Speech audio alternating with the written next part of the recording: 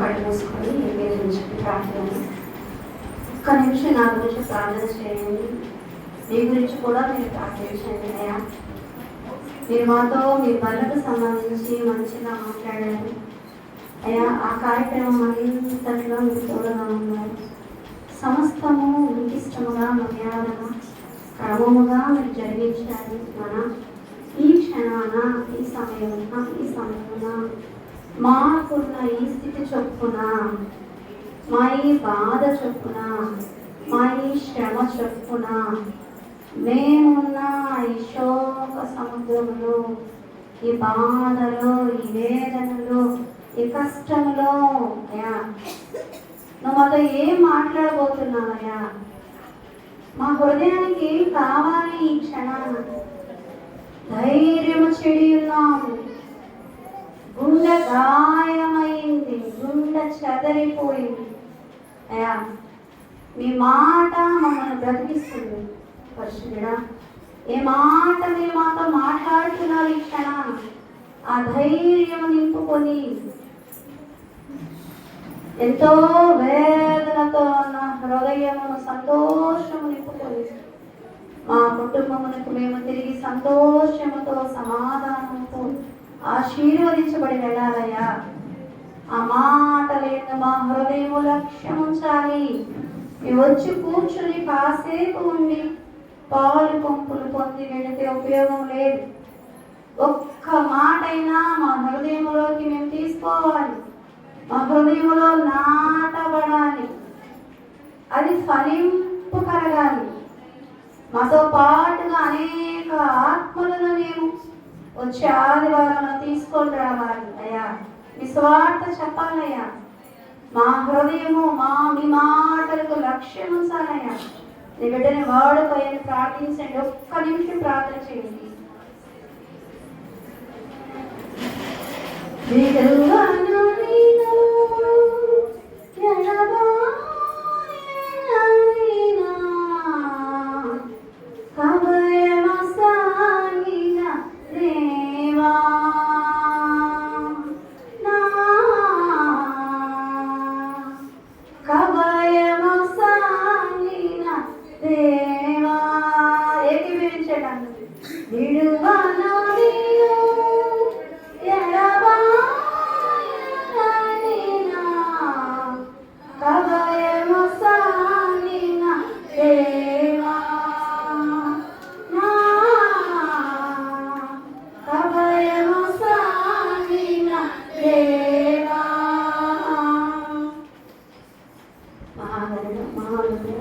సర్వాధికారి మీ కృప చెప్పున, మీ కాపుదల చెప్పున, మీ భద్రత చెప్పున, నీకు ఇచ్చిన మాట చెప్పున నన్ను నిలబెట్టుకున్నారు ప్రభు.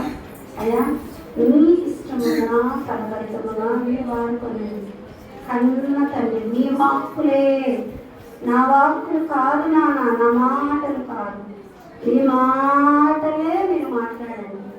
అయ్యా, ఆ మాటలు ప్రభువా లక్ష్యం ఉంచుటకు సారవంతమైన నేలన పడిన ఒక విత్తనము ఏ రీతిగా నురంతర ఫలింపు పొందితో ఆ రీతి అయిన ఫలింపుతో ప్రభువా నింపినందుకు అయా మా అందరి చేయి మీరు పట్టుకున్నందుకు అయా ఈ దీనురాలి పక్షమున ప్రభువా మీరు నిలబడినందుకు అయా ఈ బలహీనురాల్ని మీరు బలపరిచినందుకు, మీరు దృఢపరిచినందుకు అయా ఈ నోటిని మీ వాక్కుతో నింపినందుకు అయా సమస్తమును కూడా ప్రభువా మీ చిత్త ప్రకారముగా, మీ ఇష్టముగా, క్రమముగా, మంచిగా, ఘనముగా మీరు జరిగించుకున్నందుకు మీకు స్తోత్రములు చెల్లించుకుంటూ మీ పాదాల చెంత అడిగి వేడుకుంటున్నాము తండ్రి.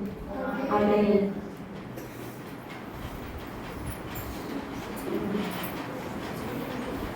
సంగమా, ప్రియ దేవుని బిడ్డారా, శ్రద్ధగా ఆలోచించండి. నేను ఈ వారం దినాలను ఆయనతో ప్రార్థించి దేవునితో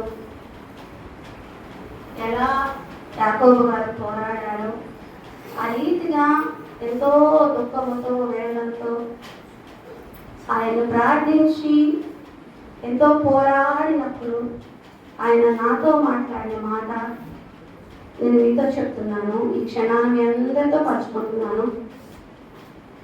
యెషయా గ్రంథము 62వ అధ్యాయము 2వ వచనం నుండి చదవద్దండి, నేనే మాట్లాడతాను. యెషయా గ్రంథము 62వ అధ్యాయము. మీ దగ్గర బైబిల్స్ ఉంటే ఒక్కసారి ఓపెన్ చేసి ఒకసారి చూడండి. మీరు గృహములకు వెళ్ళిన తర్వాత ఒకసారి అదంతా మీరు పరిశీలించండి. యెషయా గ్రంథము 62వ అధ్యాయము 2వ వచనం నుంచి 12వ వచనం వరకు ఆయన మాట్లాడారు నాతో. ఆ మాట్లాడిన మాటల సారాంశం ఏంటంటే, నాకు అర్థమైంది, ఆయన చేతిలో రాజకీయ మకుటముగా భూషణ కిరీటముగా నేను ఉంచుతాను. ఆయన చేతిలో రాజకీయ మకుటముగా భూషణ కిరీటముగా నేను ఉంచుతాను. అలాగే నీ పేరు హెప్సీబా, నీ భూమి పేరు బ్యూలా. నీ పేరు హెప్సీబా, నీ భూమి పేరు బ్యూలా. నా భూమి అంటే మన రాజారెడ్డి నగరంతా నా భూమి. ఆమేన్, ఆమేన్. అదే రీతిగా ఇంకా దేవుడు మనకు భూమి అనుగ్రహించబోతున్నాడు. ఆమేన్. నూతన భూమి మనకు అనుగ్రహించబోతున్నాడు. ఆ భూమి కూడా మనదే. మనము కలిగి ఉన్న ఈ పాడెము, మనము కలిగి ఉన్న ఈ భూమి, ఈ రాజారెడ్డి నగర్ ఎంత దూరం వ్యాపించి ఉందో, ఎంత స్థలములో అది ఉందో, దానికంతటికి ఆయన పెట్టిన పేరు ఏంటంటే బ్యూలా. ఈ భూమికి నేను పెట్టిన పేరు బ్యూలా. అయితే ఎందుకైనా బ్యూలా అని పేరు పెట్టారంటే, నువ్వేం భయపడొద్దు, నువ్వేం చింత కలిగి ఉండొద్దు, సంగమాను చింతించొద్దు, సంగమాను దిగులు పడొద్దు, సంగమానికి బాధొద్దు, సంగమానికి శ్రమొద్దు. నేను ఈ పాలెము మీద, ఈ బ్యూలా అనే నా పేరు పెట్టిన ఈ భూమి మీద, ఈ రాజారెడ్డి నగర్ పాలెము మీద కావలి వారి నుంచాను. వారు విశ్రమింపక దానిని కావలి కాస్తారు, విశ్రమింపక దానిని కావలి కాస్తారు. అదే రీతిగా సిద్ధపడిన అలంకరింపబడిన సంఘముగా మనమందరము చేరి ఉంటాము. ఇవన్నీ కూడా ఆయన నాతో మాట్లాడిన మాటలు. ఈ మాటల ద్వారా నేను ఎంతో బలపరచబడ్డాను. నేనేంటయ్యా, నా స్థితి ఏంటయ్యా, బిడ్డలేంటయ్యా, సంఘం ఏంటయ్యా, నేనెంతో బలహీనరాను కదా ప్రభువా, నేను ఎప్పుడు ముందుకు రాలేదు కదా, నాకు ఏంటయ్యా అని ఆయన అడిగితే, ఆయన స్వయాన మనం అంతకు ముందర పాలన ధ్యానించాము. అదే రీతిగా ఈ దినాన బల కార్యక్రమంలో ధ్యానించాము. ప్రభు వారే తన వాక్యం ద్వారా నాతో మాట్లాడిన మాటలు నేను మీతో ఈ క్షణాన పంచుకున్నాను. ఈ రీతిగా ఆయన నన్ను బలపరిచారు, ఈ రీతిగా నన్ను బలపరిచారు. అదే రీతిగా సంఘమంతటిని కూడా బలపరిచారు. అయితే దీనిలో నుండి నేను తీసుకొని ఈ దిన అంశముగా మాట్లాడాలనుకుంటున్నది ఏంటంటే, మాట్లాడాలి, ఆయన ద్వారా ప్రేరేపింపబడి నేను మాట్లాడుతున్న ఈ మాటలు కూడా దేవుడు నాకు అందిస్తున్నవే. ఆ ధ్యానాంశం ఏంటంటే, అందరూ మీ దగ్గర ఉన్న బైబిల్స్ని ఓపెన్ చేయండి.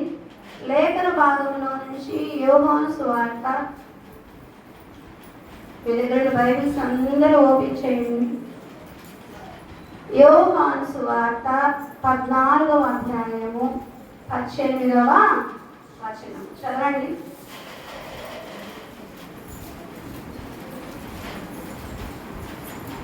యోహాను సువార్త 14వ అధ్యాయము 18వ వచనం చదవండి, అందించండి. మిమ్మును అనాథలుగా విడువను. మరి ఒకసారి చదవండి. మిమ్మును అనాథలుగా విడువను. ఏం మాట్లాడుతున్నారండి? మిమ్ములను అనాథలుగా విడువను.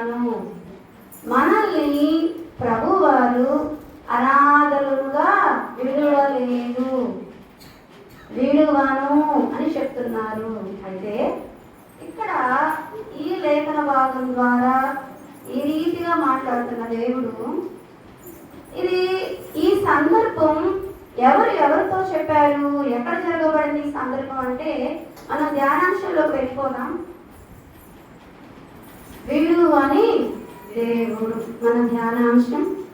ఒకవేళ ఒక 5-10 నిమిషాలు ఆలస్యం కావచ్చు, దయతో మన్నించి వినండి. ఈ దిన వాక్య ధ్యానాంశము విడువని దేవుడు. అయితే యోహాను సువార్తలో ఉన్న ఈ లేఖన భాగం ద్వారా మనం మాట్లాడుకున్నప్పుడు మిమ్మును అనాథలనుగా విడువను. అయితే ఈ వాక్యం అనేది ఏ సందర్భంలో ఎవరికి చెప్పారు అంటే, మీరు జాగ్రత్తగా మీ దగ్గర పెన్ ఉంటే రాసుకోండి, లేదా మీ దగ్గర బైబిల్స్ ఉంటే అందరూ ఓపెన్ చేసి ఒకసారి చదవండి, చెప్పేది శ్రద్ధగా మీరు ఆలోచించండి. ఈ సందర్భం ఎవరితో చెప్పారంటే యేసుక్రీస్తు వారు ఆయన శిష్యులతో చెప్పారు.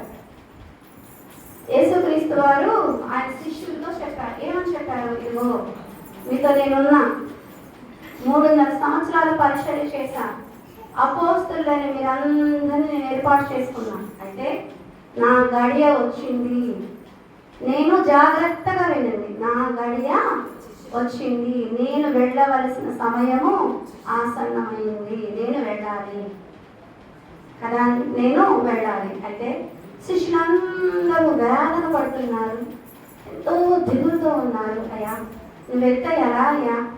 ఇప్పుడు మనమున్న సేమ్ పరిస్థితి, మనం ఇప్పుడు ఏదైతే ఉన్నామో ఒక స్థితిలో, ఒక బాధలో, శ్రమలో, వేదనలో, అదే స్థితిలో ఆ రోజున వాళ్ళు ఉన్నారు.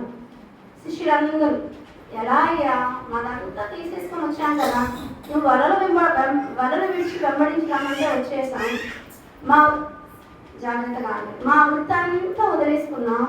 మత్తయ్య గారు ట్యాక్స్ కలెక్టర్, పన్ను వసూలు చేసే వ్యక్తి, ఆయన తన దాన్ని విడిచిపెట్టేసి వచ్చేసారు. అలాగే పేతురు గారు వలలు విడిచి వెంబడించి ఆయనతో వచ్చేసారు. అలా ఆయన శిష్యులుగా ఏర్పాటు చేసుకున్న వారందరూ కూడా వాళ్ళ యొక్క సమస్తాన్ని వేడచ్చి పెట్టి వచ్చారు కదా. మరి ఇంతలా మేము అదంతా విడిచిపెట్టేసి వచ్చాము, నీ దగ్గర తర్ఫీదు పొందాము, నువ్వు శిక్షణ ఇచ్చావు, శిష్యులుగా చేసుకున్నావు, నువ్వెంత మహిమతో ఉన్నావు అది మాకు కూడా ఇచ్చి ఘనకార్యాలు చేస్తారు, మీరు వెళ్ళండి స్వార్థ చెప్పండి అంటున్నారు, బాగానే ఉన్నాయా? నువ్వు లేకపోతే ఎలా అయ్యా? మేము ఎలా ఉండాలి? మా స్థితి ఏంటి? మేమేమైపోతాం? ఎక్కడికి వెళ్ళాలి? వారంతా వదిలేసుకొని వచ్చాం కదా, మేమేం చేయాలి ఈ క్షణాన అంటే ఆయన ఏమన్నారో తెలుసా? ఆయన ఏమన్నారంటే చూడండి, యోహాను సువార్త 14వ అధ్యాయము 16వ వచనం చూడండి. అందరూ మీరు బైబిల్స్ ఓపెన్ చేయాలి. యోహాను సువార్త 14వ అధ్యాయము 16వ వచనం చూడండి. నేను తండ్రిని వేడుకొందును, మీ యొద్ద ఎల్లప్పుడూ ఉండుటకై ఆయన వేరొక ఆదరణకర్తను అనగా సత్యస్వరూపియగు ఆత్మను మీకు అనుగ్రహించును. వినండి, జాగ్రత్తగా వినండి. వీళ్ళందరూ అలా ప్రశ్నిస్తే ఆయన ఏమన్నారంటే, మనుష్య కుమారుడిగా వచ్చిన ఆయన యేసుక్రీస్తు వారు నేను వెళ్ళాలి, గడియ సమీపించింది. అయితే మీరేం దిగులు చెందొద్దు, మీరేమీ బాధపడద్దు. నేనైతే 3.5 ఏళ్ళే మీతో ఉన్నా, అయితే నేను ఎంతున్నా? వేరొక ఆదరణకర్తను మీకు పంపిస్తున్నా. నేను ఇన్ని దినాలు ఆదరణకర్తగా మీకున్నా, అయితే నా గడి వచ్చింది, నేను వెళ్ళాలి, సమీపించింది, కంపల్సరీ నేను వెళ్ళాల్సిందే. మీరెంత బాధపడినా, మీరెంత శ్రమ పడినా, మీరెంత వేదన అనుకున్నా, ఎంత పులిగిపోతున్నా నేను వెళ్ళాల్సిందే. నా సమయం సమీపించింది. అయితే మిమ్మల్ని అనాథలుగా విడవకుండా ఏం చేస్తారట? వేరొక నేను ఇన్నాళ్ళు ఆదరణకర్తగా ఉన్నా. అయితే ఈ క్షణాన నేను వెళ్ళగానే మీకు వేరొక ఆదరణకర్తను పంపిస్తా. ఆ వేరొక ఆదరణకర్త ఎవరండి? పరిశుద్ధాత్మ దేవుడు. ఎవరు ఆ వేరొక ఆదరణకర్త? పరిశుద్ధాత్మ దేవుడు. నేను మీతో 3.5 ఏళ్లే ఉన్నా, కానీ సదాకాలము పరిశుద్ధాత్మ దేవుడు నీలో, మనలో, మనతో నివసిస్తాడు అన్నాడా? వాక్య భాగం ఉందండి బైబిల్ గ్రంథంలో? వాక్య భాగం ఉందండి బైబిల్ గ్రంథంలో? చెప్పాలి, వాక్య భాగం ఉందా బైబిల్ గ్రంథంలో? కదా. అయితే ఏమంటారు ఆయన ఇక్కడ?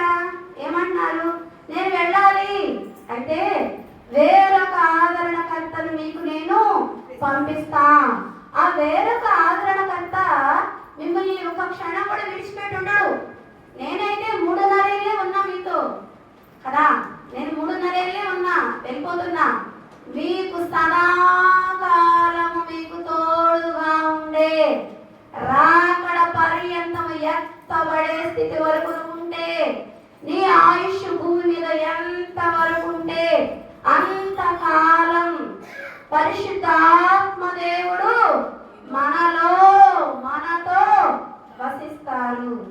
అలాంటి పరిశుద్ధాత్మ దేవుణ్ణి మీ దగ్గరికి నేను ఆదరణకర్తగా సదాకాలం మీతో ఉండుటకు పంపిస్తున్నా.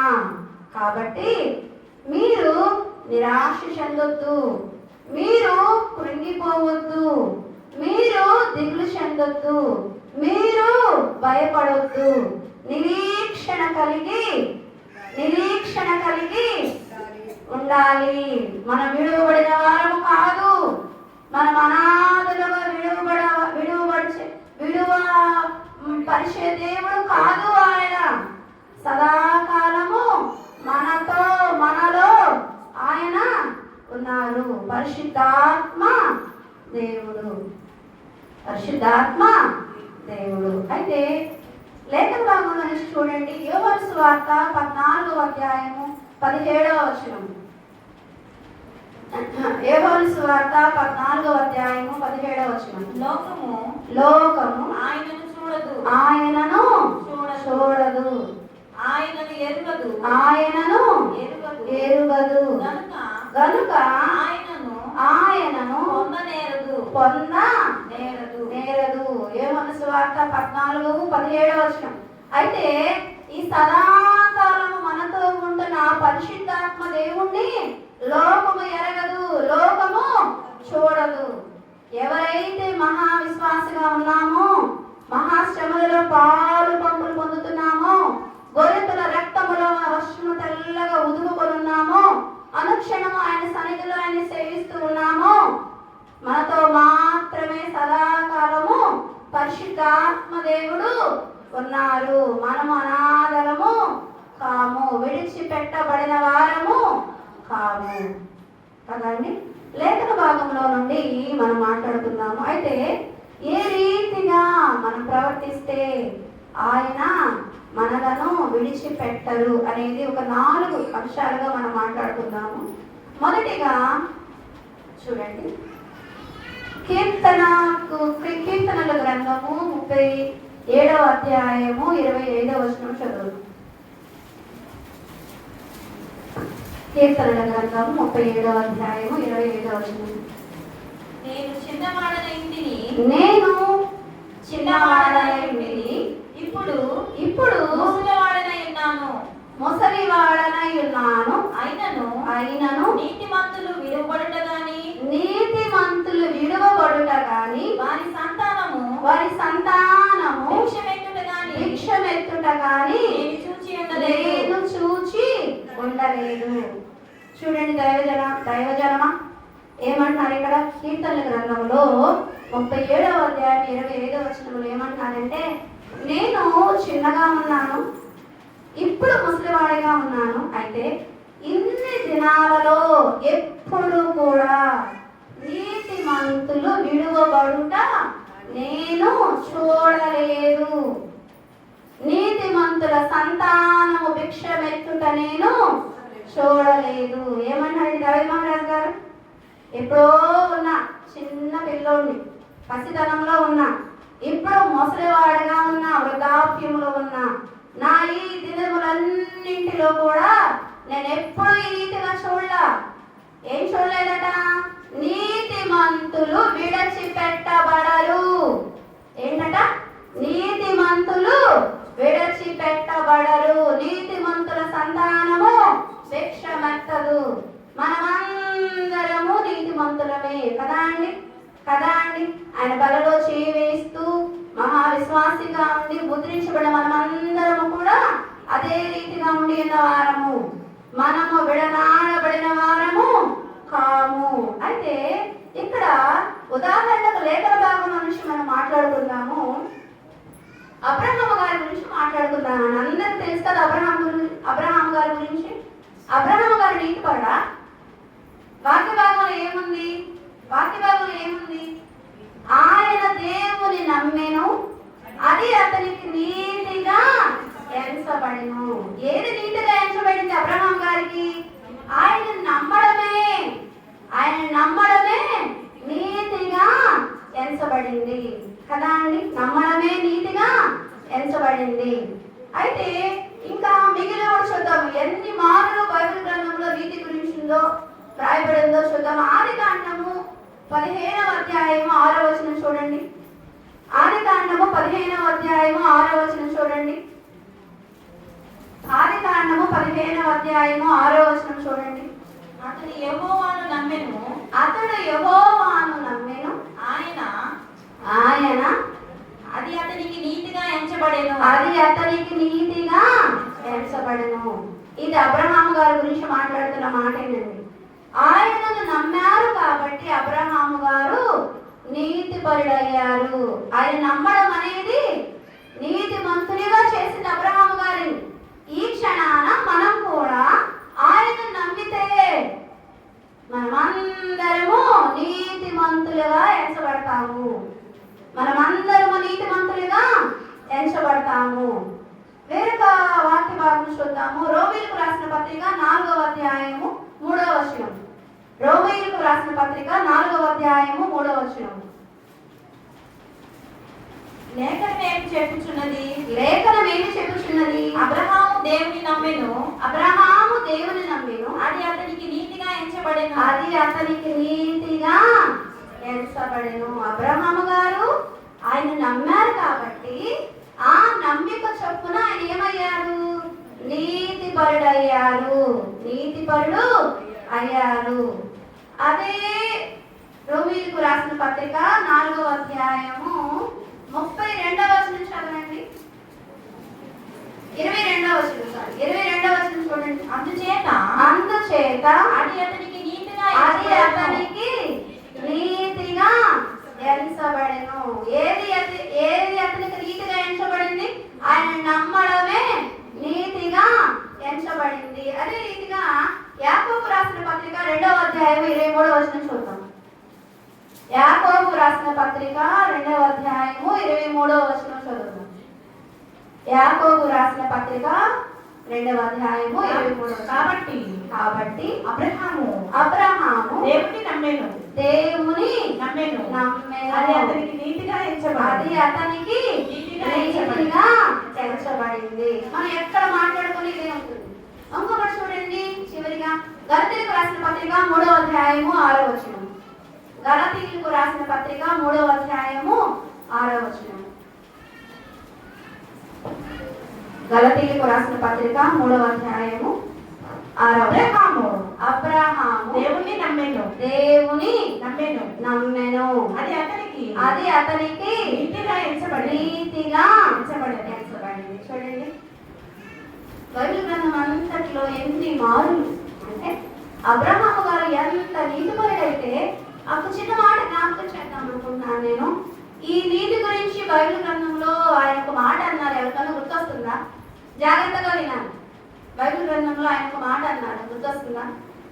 నీతిమంతుడు ఎవడునూ లేడు, అందరూ పాపము చేసి ఆయన అనుగ్రహించు మహిమను పొందలేక పోతున్నారు. మరి అంత మాట సెలవిచ్చిన ఆయనే మన ఏమన్నారు? ఇన్ని మన వాక్య భాగాలు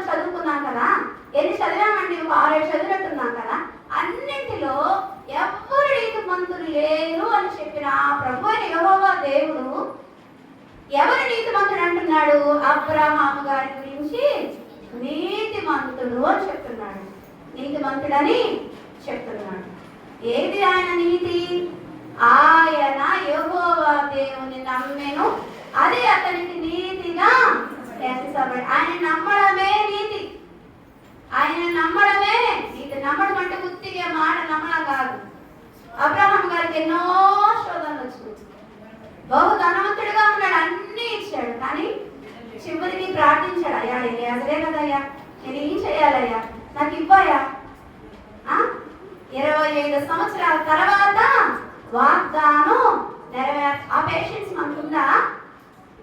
సంఘంలో చేరబడిన విశ్వాసులారా, మనందరికీ మనకుందా? ఒక్క రోజులో అయితే ఊరుకుంటామా దేవుణ్ణి? మన మనిషిలో ఇమ్మీడియట్ గా జరిగిపోవాలన్నీ, ప్రతిదీ ఇమ్మీడియట్. అంత సమయం ఏమో దేవుడికి మనం కదా ఇస్తున్నామా? సమయం ఇస్తున్నామా? ప్రార్థన చేశామా, పొందుకున్నామా, అంతే కదా. ప్రార్థన చేశామా, 2 రోజుల్లో సమాధానం రావాలి.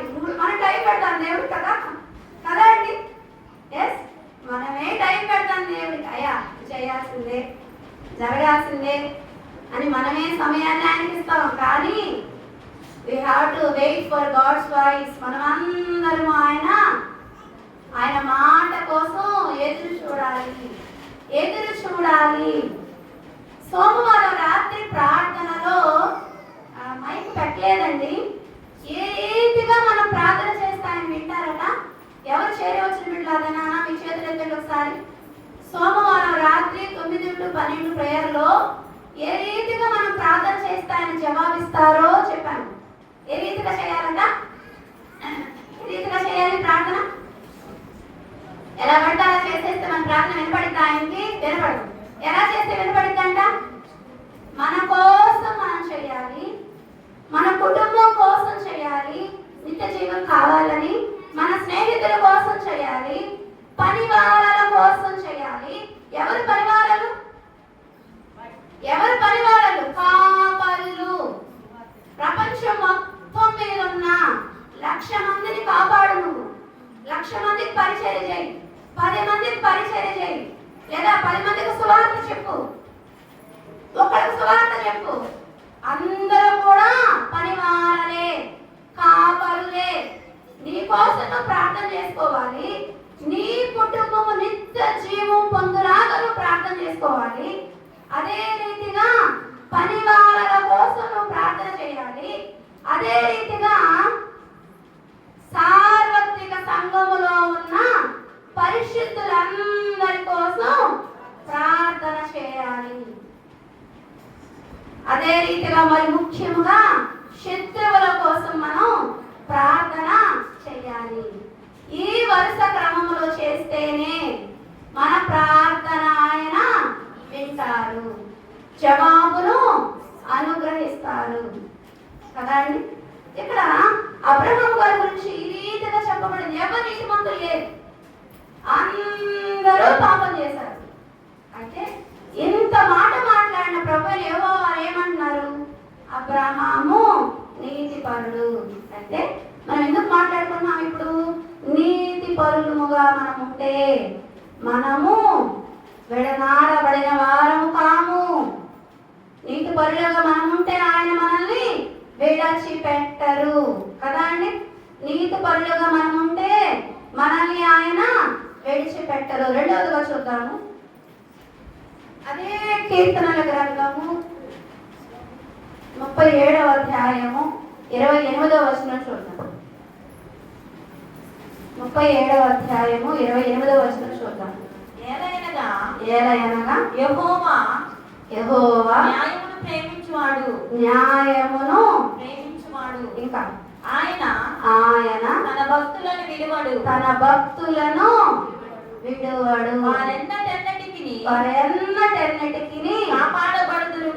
కాపాడబడుదురు గాని భక్తిహీనుల సంతానము నిర్మూలమగును. మనకు అదంతా వద్దండి.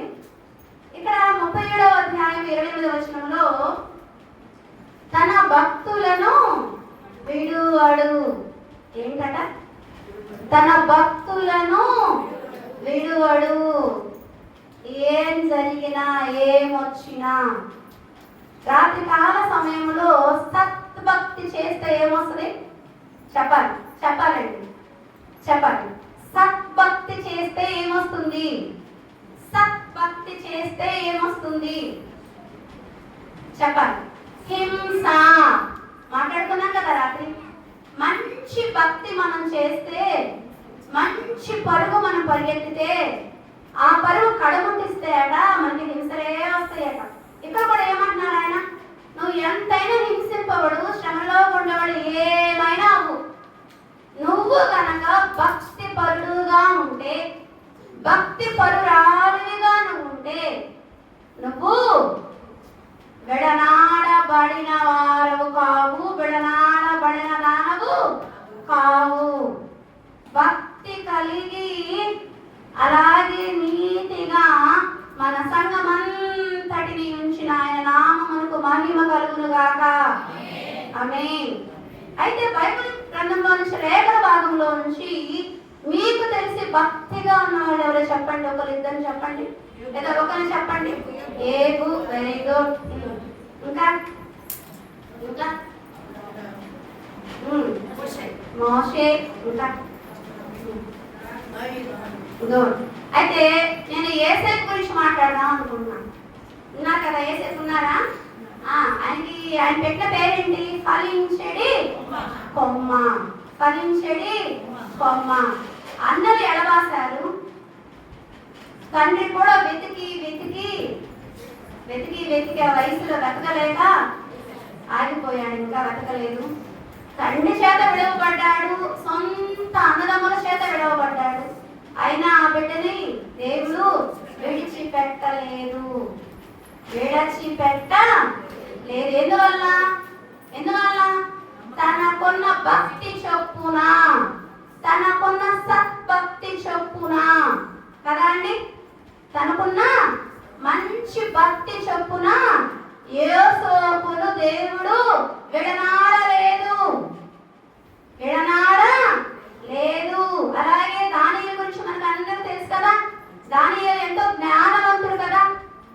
రాజు ఆజ్ఞ ముద్రించబడినప్పటికీ యెరూషలేము తట్టు తన కిటికీ యొక్క తలుపులు తెరచి, ఎంత ధైర్యం అండి దానియేలుకి! చనిపోతాడని తెలుసు, రాజు ఆజ్ఞ వచ్చింది, ముద్రించారు, నువ్వు కనుక చేస్తే అయిపోయావు, ఏం లేదు, ఇంకా తీసుకురావడం అయ్యావు, చంపేస్తాం అని వచ్చింది కదా రాజాజ్ఞ ముద్రింపబడి.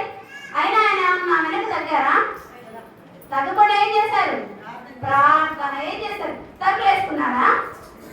ఏ తట్టు తలుపు తెరవకూడదు, ఆ తట్టే తలుపులు తెరిచి ప్రార్థించాడు. దొరికాడు. సింహాల బోనులో వేశారు. ఏమన్నాడు? రాజుగారే వచ్చారు కదా భయపడతా, ఏ దానియేలు ఎలా ఉన్నావు అంటే ఏమన్నాడు? నాకేమవలా, నేను ఆయనకు ఇష్టడును కనుక నన్ను ఆయన తప్పించారు. ఎలా ఉన్నాడు దానియేలు? మంచి భక్తి పరుడై ఉన్నారు. యేసేపు గారు ఎలా ఉన్నారు? మంచి భక్తి పరుడై ఉన్నారు. ఆ రీతిగా మంచి భక్తిని మనం కలిగి ఉంటే, భక్తి పరులుగా మనం ఉంటే ఆయన మనలను విడిచిపెట్టరు. అదే ఇంకొకటి ధ్యానం చేద్దాం. ద్వితీయోపదేశ కాండము 33వ అధ్యాయము 14వ వచనం. ద్వితీయోపదేశ కాండము 33వ అధ్యాయము 14వ వచనం. ద్వితీయోపదేశ కాండము 33వ అధ్యాయము 14వ వచనం. సూర్యుని వలన కలుగు ఫలములోని శ్రేష్ఠ పదార్థముల వలన చంద్రుడు పుట్టించు శ్రేష్ఠ పదార్థముల వలన పురాతన పునాదుల పర్వతముల శ్రేష్ఠ పదార్థముల వలన నిత్య పర్వతముల శ్రేష్ఠ పదార్థముల వలన సంపూర్ణముగా ఫలించు భూమికి కలిగిన శ్రేష్ఠ పదార్థముల వలన. అమ్మా ద్వితీయోపదేశ కాండం 23వ అధ్యాయం 14 చదవండి. ద్వితీయోపదేశకాండం 23వ అధ్యాయం 14వ వచనం. ద్వితీయోపదేశకాండం 23వ అధ్యాయం 14వ వచనం. నీ దేవుడైన యెహోవా నీ దేవుడైన యెహోవా నిన్ను విడిపించుటకును నిన్ను విడిపించుటకును నీ శత్రువులను నీ శత్రువులను నీకు అప్పగించుటకును నీకు అప్పగించుటకును నీ పాలెములో నీ పాళెములో సంచరించుచుండును. వినాలి. ఒక్క నిమిషం అండి, ఒక 2 నిమిషాలతో నేను ముగిస్తాను. చూడండి, వాక్య భాగం అందరూ ఓపెన్ చేసి చదవండి. ద్వితీయోపదేశకాండము 23వ అధ్యాయము 14వ వచనము. 23వ అధ్యాయము 14వ వచనము. ద్వితీయోపదేశకాండము 23వ అధ్యాయము 14వ వచనము. నీ దేవుడైన యెహోవా నీ దేవుడైన యెహోవా నిన్ను విడిపించుటకును నిన్ను విడిపించుటకును నీ శత్రువులను నీకు అప్పగించుటకును నీ పాలెములో నీ పాళెములో సంచరించుచుండును. ఆమెన్. ఏంటంటే ఏమంటారు ఇక్కడ? నీ దేవుడైన యెహోవా నిన్ను విడిపించుటకును. మనం మాట్లాడుకుంటున్న ధ్యానాంశం ఏంటండి? విడువని దేవుడు. నీ దేవుడైన యెహోవా నిన్ను విడిపించుటకును నీ శత్రువుని నీకు అప్పజెప్పుటకును నీ పాళెములో సంచరించుచున్నాడు. నీ పాళెములో సంచరించుచున్నాడు. ఇక్కడ ఈ క్షణాన మన రాజారెడ్డి నగర్ పాళెమంతయు ఆయన సంచరించుచున్నాడు. ఒక దగ్గర ఉన్నారా? తిరుగుతూ ఉన్నారా? ఒక దగ్గర ఉన్నారా? తిరుగుతూ ఉన్నారా? తిరుగుతూ ఉన్నారు. సంచరిస్తూ మన పాళెమంతయు మన ఏరియా అంతయు సంచరిస్తూ ఆయన ఉన్నారు. ఎందుకోసం ఉన్నారు? ఎందుకోసం ఆయన పాళెంలో సంచరిస్తున్నారు? చెప్పాలి. మన కోసం, మన అందరి కోసం, మన పాళెములో, మన ఈ రాజారెడ్డి నగర్ ప్రాంతములో బ్యూల అని పేరు పెట్టిన ఈ భూమి మీద, ఈ కాస్త భూమి మీద, ఈ భూమి మీద ఉన్న గృహముల తట్టు, మార్గములలో, వీధులలో, మొగలలో, గౌనులలో పాళెమంతయు.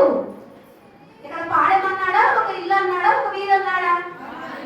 పాళెమంతయు ఏం చేస్తున్నారు? ఆయన సంచరిస్తున్నారు. ఎందుకు చెప్పాలి? ఎందుకు సంచరిస్తున్నారు ఆయన? మనల్ని విడిపించుటకు. ఎక్కడి నుంచి? మన బాధ నుంచి, మన శ్రమ నుంచి, మన వేదన నుంచి, మన యొక్క సమస్యల నుంచి, అలాగే ఏదైతే మనకు శత్రువుగా ఉందో, ఏదైతే మనం జయించలేకపోతున్నామో, ఏదైతే ఇంకా మనల్ని బలహీనపరుస్తుందో, ఏదైతే ఇంకా మనం దిగులుతో ఆవరించబడి ఉన్నామో, దానంతటి నుంచి మనల్ని విడిపించడానికి మన శత్రువులు మనకు అప్పచెప్పడానికి పాళెములో సంచరిస్తూ ఉన్నారు. ఈ పాళెములో సంచరించుచున్న ఆయన నామమునకు మహిమ కలుగును గాక. హల్లెలూయా, ఆమేన్. అయితే కంటిన్యూషన్ చదవమ్మా. నెక్స్ట్ చదువు. 2వ భాగం చదవండి. ద్వితీయోపదేశకాండము. గనుక ఆయన నీలో అసహ్యమైనదేదైనను చూచి నిన్ను విడువకుండునట్లు నీ పాళెము పరిశుద్ధముగా ఉండవలెను. ఇది చిన్న ట్విస్ట్ ఇక్కడ. ఏంటా ట్విస్ట్? నువ్వు అలా పడితే అలా ఉండి, అయ్యా ఏందయ్యా మాకు స్థితి, ఏందయ్యా మాకు బాధ, ఏందయ్యా మా కష్టం, ఏందయ్యా మమ్మల్ని విడిపించయ్యా, మమ్మల్ని ఈ రీతిగా ఉంచొద్దయ్యా, మా దుఃఖమంతా తీసేయ్యా, కడిగేయ్యా, అయ్యా ప్లీజ్ అయ్యా రక్షించయ్యా, కాపాడయ్యా అయ్యా అని ఈ రీతిగా మనమందరం ఉన్నామేమో. ఆయన ఏమంటున్నాడు? ఎలా? ఒకవేళ మన పాళెములో, మన మనలో మనలో ఆయనకి ఇష్టము లేనిది ఏదైనా ఉందేమో, ఆయనకి ఇష్టము లేనిది ఏదైనా ఉందేమో, మాటలతో బాధపరుస్తున్నామేమో, మాటలతో గాయపరుస్తున్నామేమో, లేదా మన తలంపులతో గాయపరుస్తున్నామేమో, మన కంటి చూపుతో బాధపడుతున్నామేమో, హృదయ అంతరంగంలో మనం ఆలోచించుకునే పరిస్థితుల ద్వారా ఆయన బాధపడుతున్నారేమో, ఆయన బాధపడుతున్నారేమో, వేదన పడుతున్నారేమో, ఆయాసకరంగా మనం ఉన్నామేమో కదా అండి. ఆయన అసహ్యపడేది మన పాడెములో లేకుండా, మనలో లేకుండా మనల్ని మనం ఈ మూడవది మీకు చెప్పానండి, ప్రక్షాళన చేసుకోవాలి. మనల్ని మనం శుద్ధీకరించుకోవాలి, మనల్ని మనం కడుగుకోవాలి, మనల్ని మనం పవిత్రతలో నుంచి ఇంకా పవిత్రతలోనికి మనల్ని మనం తీసుకొని వెళ్ళాలి కదా అండి. దావీదు మహారాజు ఏమంటున్నాడు? దావీదు మహారాజు ఏమన్నాడండి? దావీదు మహారాజు ఏమన్నాడు చెప్పండి. కీర్తనల 51వ అధ్యాయం 7వ వచనం చదవండి. కీర్తనల 51వ అధ్యాయం 7వ వచనం చదవండి. నేను పవిత్రుడనగునట్లు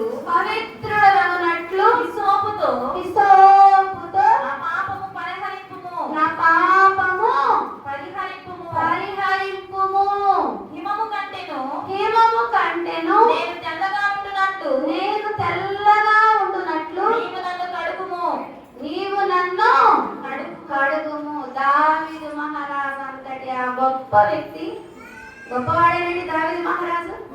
దావీదు మహారాజుకి ఆయన పెట్టిన పేరేంటి? నా హృదయానుసారుడు, నా హృదయానుసారుడు, నాకు ఇష్టడును కనుక నేను తప్పించని దానైతే అన్నాడు. అలాగే దావీదు మహారాజు గురించి ఏమన్నాడు? నా హృదయానుసారుడు. అయితే ఆయన ఏమంటున్నాడు? హృదయానుసారిగా ఉన్న దావీదు మహారాజు గారే ఏమంటున్నారు? అయ్యా నన్ను కడుగు, హిస్సోపుతో కడుగు, హిమము కంటే తెల్లగా నన్ను మార్చు. ఆ రీతిగా మనమందరం ఆయన వేడుకొందాము గాక. హల్లెలూయా, ఆమేన్ కదండి. మూడుగా మనం మాట్లాడుకున్నాం. ఏంటది? ఇంకా చెప్పాలని ఉంది కాబట్టి సమయం మించిపోతుంది. 1 అయిపోయింది. 3 మాట్లాడుకున్నాం. మనం ఏం మాట్లాడుకున్నాం? మొదటిగా నీతి పరులుగా ఉండాలి. అబ్రహాము గారు ఆయన నమ్మారు, అది నీతిగా ఎంచబడింది. నీతి మంతులని యేసయ్య విడిచిపెట్టరు, ప్రభు యెహోవా దేవుడు విడిచిపెట్టరు. రెండవదిగా భక్తి కలిగి ఉంటే ఆయన విడిచిపెట్టరు. దానియేలు అలాంటి భక్తి కలిగి ఉన్నారు, యేసయ్య గారు అలాంటి భక్తి కలిగి ఉన్నారు. మూడవదిగా మనల్ని మనం we have to clean ourselves. మనల్ని మనం శుద్ధీకరించుకోవాలి, మనల్ని మనం స్వపరీక్ష చేసుకోవాలి, మనల్ని మనం ఆత్మ పరిశీలన చేసుకోవాలి, మనల్ని మనం కడుగుకోవాలి. ఎవరు కడుగుకున్నారు ఆ రీతిగా? ఎవరు కడుగుకున్నారు? దావీదు. ఎందుకు కడుగుకోవాలి? కడుగుకోమని ఎవరు చెప్పారు? నీ పాడములో నేనున్నా, నీకేం కాదు, నేను సంచరిస్తున్నా నీ పాడములో. కాకపోతే నీలో ఏదన్నా తేడా ఉంటే, ఆయనకు ఆయాసకరమైనది ఏదన్నా ఉంటే, you have to remove it. దాన్ని తీసేయి, అది నీలో ఉంచుకోవద్దు. అది నీలో ఉంచుకుంటే నేను సంచరించను కదండి. ఏదైతే మనలో ఉందో, ఒకవేళ లేకపోతే యేసే నామమునకే మహిమ కలుగును గాక. ఆమేన్. ఉంటే అది మనం కడుగుకోవాలి, ప్రక్షాళన చేసుకోవాలి, శుద్ధిపరచుకోవాలి, హేమములా తెల్లగా మార్చబడాలి, హిసోపుతో కడగబడాలి. దేవుడు తన్నింటిలో ఇచ్చిన సందేశము దీవించి ఆశీర్వదించే ఫలవర్ధన చేయనుగాక. ఆమేన్.